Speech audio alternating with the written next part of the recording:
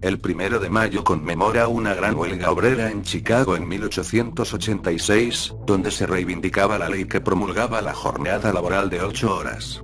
El primer día de mayo se celebra el conocido como el Día del Trabajador. Se trata de un festivo nacional que conmemora los avances sociales obtenidos por los trabajadores desde finales del siglo XIX. Durante mucho tiempo congregó a grandes masas de obreros en largas manifestaciones. ¿Sabes cuál es su origen y su significado? El 1 de mayo tiene su origen a finales del siglo XIX, cuando los trabajadores hacían jornadas de 12 a 18 horas en el contexto industrial de grandes fábricas. En Estados Unidos, el movimiento obrero iba creciendo y reclamaba la máxima de 8 horas de trabajo, 8 horas de descanso y 8 horas de ocio.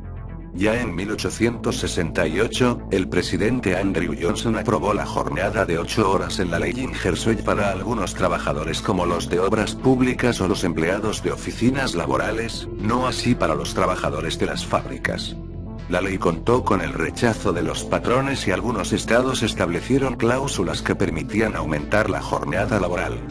Por ello, la creciente importancia del movimiento obrero se materializó el 1 de mayo de 1886, cuando se convocaron 307 manifestaciones a las que se unieron 88.000 trabajadores en Chicago, en ese momento segunda ciudad más poblada del país. Las manifestaciones se sucedieron en los siguientes días, pero también los altercados. El 4 de mayo, la policía asesinó a 8 manifestantes después de que un explosivo hubiese acabado con la vida de 7 miembros de las fuerzas de seguridad.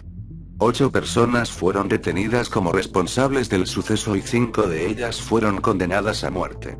Son los conocidos como mártires de Chicago.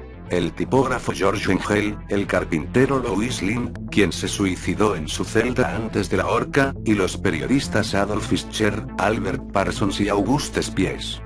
3 años después, en 1889, la Segunda Internacional Socialista estableció el 1 de mayo como el día en el que se conmemoraba la jornada de 8 horas y las demandas del movimiento obrero. En España, se vino celebrando oficiosamente desde comienzos del siglo XX, aunque no se estableció como festivo hasta 1931, durante el régimen de la Segunda República.